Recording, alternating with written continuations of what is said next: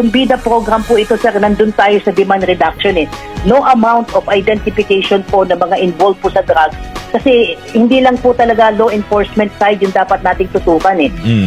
Classic example, sir, nahuli natin ang isang pusher, nahuli natin ang isang user, nag-plea bargaining yan.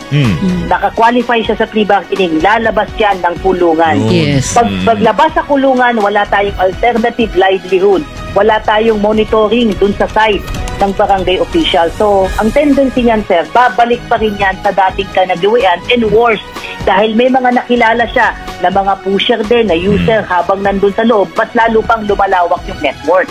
So, yun yung dapat nating tignan na sabi nga natin yung paano natin nilabanan yung insurgency na whole of nation approach. Dapat ganyan din po ang maging tugon natin pagdating sa kampanya natin against illegal drugs po.